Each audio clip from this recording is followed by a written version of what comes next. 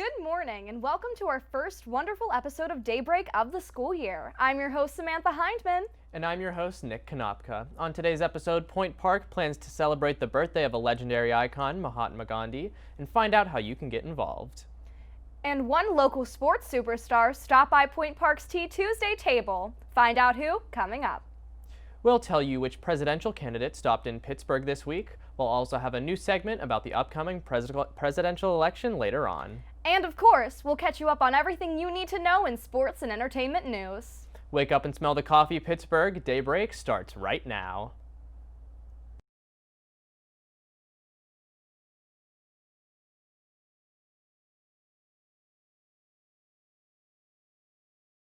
With the school year beginning, the cold weather is slowly coming in after the summer sun faded away. This weekend we're going to stay around the mid to low 60s with highs in 64 and lows to 44 degrees around most of the weekend. The weekend will have partly cloudy skies, but on Sunday we will have overcast. But throughout the whole rest of the week, it'll mostly stay the same throughout the mid 60s. Things sure have been getting colder lately, huh, Nick? Yeah, walking to class is seeming to get a little more chilly. I might need to break out a coat when I walk to class, which is going to be a hassle. This morning, whenever I headed on over to get my coffee, I forgot my jacket, and believe me when I say I was shivering. Yeah, I'd be too. I'd need a coffee right now if it were that cold. And here's your campus news, starting with today's campus COVID-19 dashboard.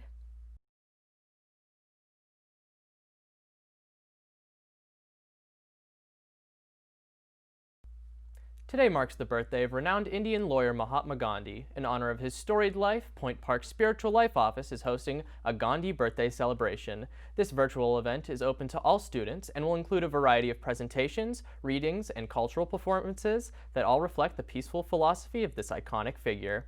If you are already a Gandhi expert or just want to learn more about his teachings, be sure to sign up at tinyurl.com/GandhiBirthday2020. The Roland School of Business held a virtual career fair this past Thursday, October 1st. They partner with job search network Handshake to present a way for students to professionally promote themselves to employers. This fair was an excellent way to gain vital networking experience. There were 19 employers attending the fair, each of which students could connect to and individually engage with. The fair was open to all majors and Point Park alumni. If you didn't make this one, keep an eye on your email as the Roland School of Business said they will be hosting more virtual career fairs throughout the 2020-2021 academic year. In light of social distancing guidelines and mask protocols, campus events have been limited this semester. However, that didn't stop the Pioneer Ambassadors from starting their weekly Tea Tuesdays. The group announced Monday that every week they would be setting up a table in Village Park with free tea and Point Park merch. The first of these events was held this week and was, by all accounts, a success, even garnering a surprise appearance by Steelers wide receiver Juju Smith-Schuster. The event will run every Tuesday in October from 12 to 2, and for more information, be sure to follow @PointParkPAS on Instagram and Twitter. I can't believe Juju Smith-Schuster actually showed up to Tea Tuesdays. Yeah, that's crazy. I wonder if he'll make the next one. Possibly. People might have to show up next time and find out. Did you go to this week's Tea Tuesday? I did not, but I think after learning about it, I think I'll show up next time. I'm a big tea person, so. Oh, me too. Yeah, we should go together. Yeah, good idea. Coming up after the break, we've got your city and national headlines from the week, as well as more Point Park news in the world of sports. Stay tuned.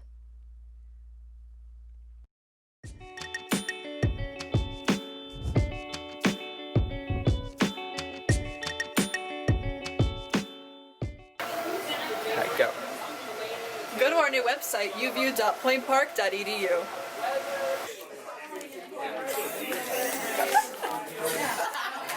Go, go, go, go, go, go! Join UView and find your herd. Join EOP. And 3, 2, Join EOP. I was just saying, grab them now, or else I will snap them. Yeah. Join on point with politics. 3, 2, 1. Join Pioneer Sideline. Loneliest number that you'll ever do.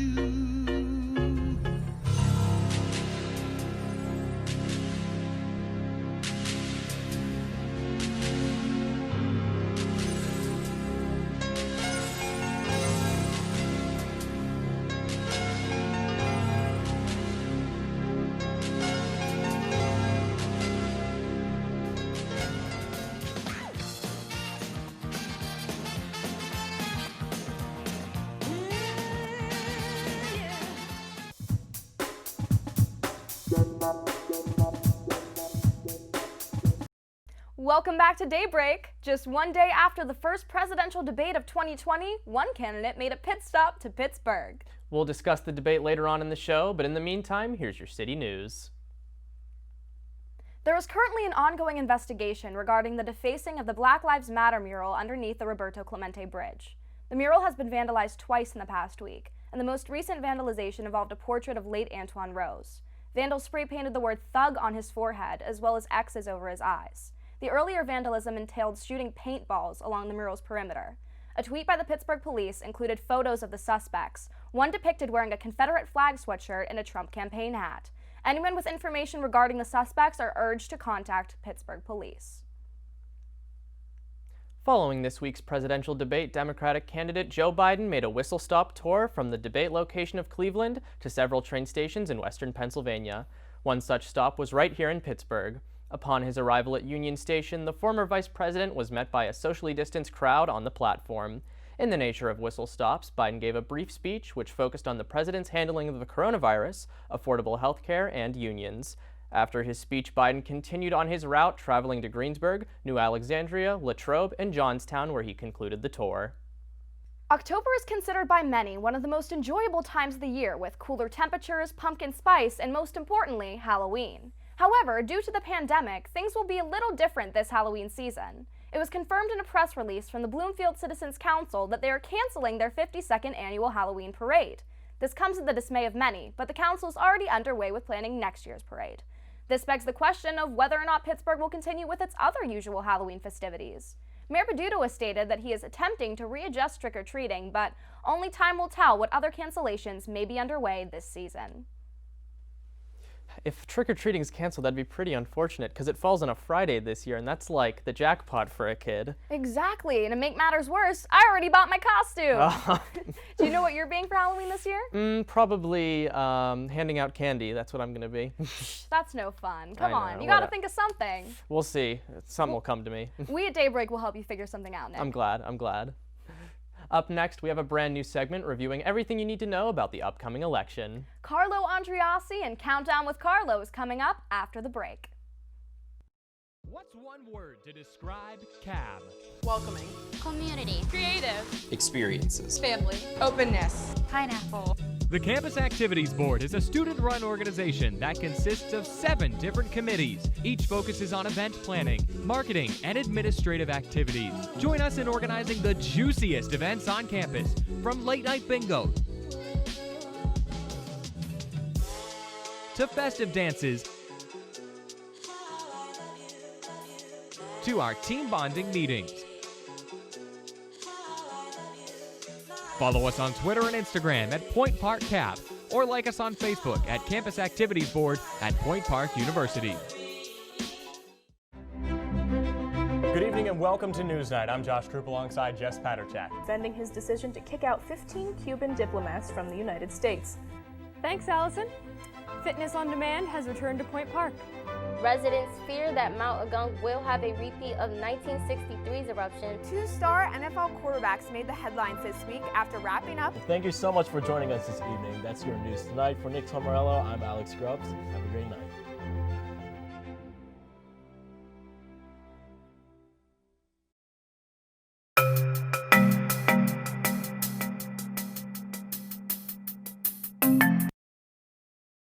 Welcome back to Daybreak. I'm Sarah Wisniewski with your weekly entertainment wrap-up. Quarantine relationships are seeming to end just as quickly as they begin. This is exactly what happened when Max Etrich and Demi Lovato called off their engagement earlier this week with a pretty messy breakup, but let's break it down. Rumors of a split first began in mid-September when old tweets of Etrich's resurfaced. He was exposed for being pretty thirsty for some other pop girlies such as Ariana, Miley, and Demi's frenemy, Selena Gomez. Fans were automatically speculating that Etrich was a clout chaser, but Demi was quick to shut that down on her IG story, saying she was upset, but the relationship was just peachy. This was until a couple weeks later when a source told Us Weekly that it was very clear that Etrich's desire for self-promotion made Lovato feel uncertain of their relationship. Lovato then deleted all of her photos of the couple, which, as we know, basically confirms any breakup. This got even more juicy though when Etrich posted on his Insta story, quote, "Imagine finding out the status of your relationship through a tabloid." Yikes. He carried on to tell his Instagram followers to stop trying to thank you next him, but then it got a little more weird. He began posting photos of Demi's old songs such as Don't Forget and Get Back as a form of endearment, I suppose, but it definitely does not seem to be working too well. Demi told E! News she felt very embarrassed and has no contact at all with Max at this point. Gotta say, I for sure did not see this breakup coming, but what I'm wondering now is, what is Demi going to do with that $2.5 million ring? Well, that's all I have for entertainment news. Now let's send it over to Colton Tobias with the latest in sports. Thanks, Sarah Ray. The volleyball team was busy last weekend as they had two matches, on Friday and Saturday. Friday's match was against IU East, where they were swept, losing all three sets 19-25, 15-25, and 21-25. According to the PPU Athletics website, IU East was dominant offensively, as they recorded 38 kills by 6 different players. The Pioneers' luck changed in a significant way 15 hours later as they turned the tables and swept Ohio Christian for their first match win of the season. The Pioneers' kill leader was Madison Simon with 9. The dig leader was libero Ashley Castelli with 14. Jada Jones led the team in blocks, and Star Lankin led the team in aces. The Pioneers are back in action this week as they travel to Kentucky to take on Midway on Friday and Asbury on Saturday as they try to improve on their 1-2 match record on the season.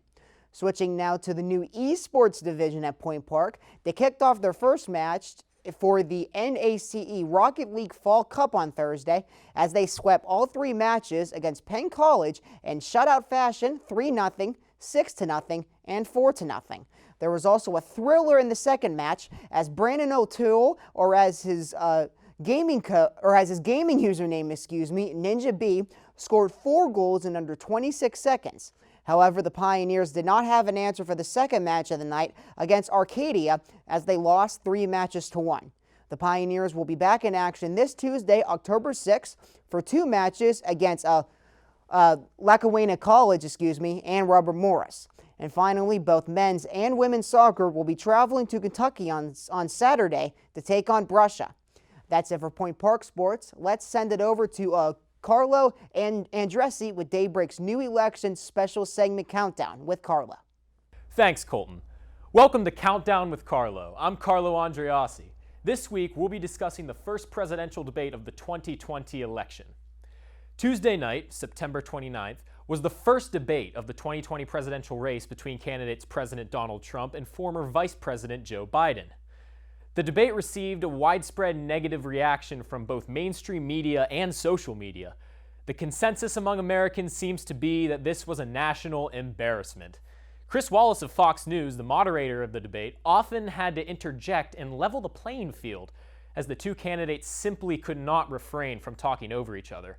President Trump claims bias on Wallace's part, going as far as to say the debate was between him and the vice president. It's safe to say that the debate won't go down as a proud moment for America. But anyways, let's get into the debate summary, and I'm going to put aside the madness surrounding the debate and analyze the vision that these candidates are setting forth for voters. Wallace went through 6 major topics throughout the debate, starting with the Supreme Court. Trump defended his decision to nominate Amy Coney Barrett, saying that he won the election, and in his words, elections have consequences. Biden retaliated, saying that the election should be a determining factor on where voters stand on the Supreme Court. He then highlighted his ambition to appoint someone who will defend Roe v. Wade and the Affordable Care Act. The debate then meandered into the topic of health care, where Trump boasted about removing the individual mandate of the ACA, while Biden criticized Trump's handling of health care, pointing to the millions who have lost their insurance under his administration. The topic was then switched to COVID-19, and Biden blamed Trump for the 200,000 COVID deaths in America, while Trump claimed Biden would have had far more deaths under his watch, as he believes his administration did a tremendous job by banning travel from China early on. He also promised the American people a vaccine coming in weeks, so look forward to that. In the portion of the debate on the economy, Trump put the blame on China and their handling of the virus for the economic downturn and assured the people that he's bringing the economy back. Biden pointed to Trump for being responsible for millionaires and billionaires doing well under the crisis while leaving common Americans behind to struggle. Trump denied the leak from the New York Times about his tax returns, saying he did not pay $750 in taxes in 2016 and 2017, but rather, quote, millions of dollars. Biden promised to eliminate the Trump tax cuts and said he and Obama gave Trump a booming economy and Trump, quote, blew it. On the issue of race, Trump came under massive scrutiny online for seemingly failing to condemn white supremacist groups. When Biden brought up the Proud Boys, a white supremacist group that backs Trump, he told them, quote, stand back and stand by, and diverted the conversation to Antifa and what he describes as a problem with the radical left. Biden hammered home the idea that Trump has fueled the fire for division and hatred in America, but Trump hit Biden hard on his record on racial issues, citing the 1994 crime bill and also his comments he's made in the past, calling African Americans, quote, super predators. When discussing climate change, Trump defended his decision to pull out of the Paris Climate Accords and roll back on environmental regulations, saying that the Obama-era regulations drove energy prices through the roof. Biden, on the other hand, says he thinks it's necessary to rejoin the Paris Climate Accords and promised to create thousands of, quote, good-paying jobs with new green infrastructure. To close off, Wallace asked both candidates about election integrity. He asked them both to pledge to wait until the results of the mail-in ballots before claiming victory. Trump declined, saying that he believes mail-in ballots are a scam and are being used to skew this election towards the Democrats. Biden rejected this notion and assured voters that the mail-in ballots are safe and he will withdraw from claiming victory, until every vote is counted. And that concludes our summary of what was truly a frightening night for American voters. So Carlo, based on the experts' opinions, how would you say the debate went based on what many people are saying around the news media? Well, it seems that Biden is the clear favorite in the news media and in the polling data afterwards. We have yet to have polls nationally coming out after the debate, but if I were to predict, I would say that either nothing changes or maybe Biden goes a little bit up in the polls. All right, understood. Now, Carlo, what would you say, would you say, in your own personal opinion, came out on top in this debate? Look, I think Biden came out looking way more professional. You know, Trump interrupting kind of gave the sense of entitlement, like he was acting childish, but I think Biden's way of just dismissing Trump really resonates with a lot of Americans right now who aren't satisfied with the job Trump has been doing. And although many people are disappointed with this debate, how would you say, looking forward, the debate coming up with Vice President Mike Pence and Senator Kamala Harris, what's that looking like for next week? Well, to be honest, it's up in the air. I think Vice President Pence and Kamala Harris will probably have a much more civil debate, I would say, but only time will tell really about that debate. All right, well, thank you so much, Carlo. And now we are going to toss it to break with this week's Ray of Sunshine.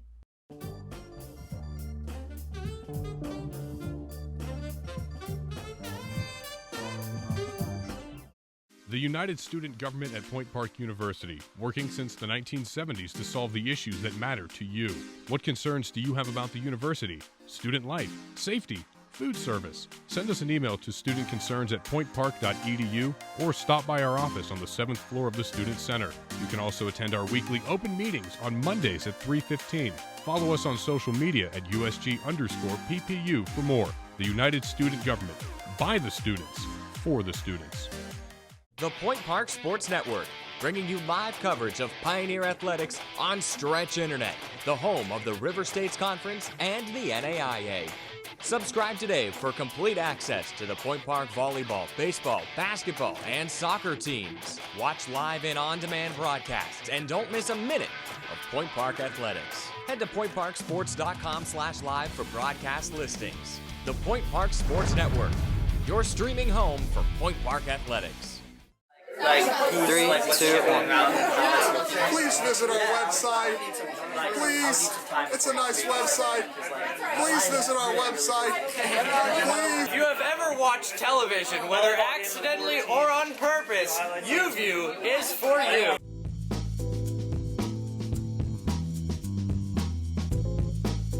Welcome back to Daybreak. Before we say goodbye, we'd like to share with you this year's first ray of sunshine. In case this is your first time joining us or you need a friendly reminder, Ray of Sunshine is our way of starting your day off with a smile and an inspirational quote. This week's quote comes from someone we mentioned earlier in our show, Mahatma Gandhi. The quote reads, quote, "In a gentle way, you can shake the world," end quote. It's a very interesting quote, Nick. Yeah, it's really representative of our times, especially with a lot of the protest movements that are going on. Agreed. Mm-hmm. I think that a lot of times we tend to deal with things very harshly because, you know, it hits us very near and dear, but sometimes we have to, you know, handle things with care if we want the best results. Mm-hmm. I agree.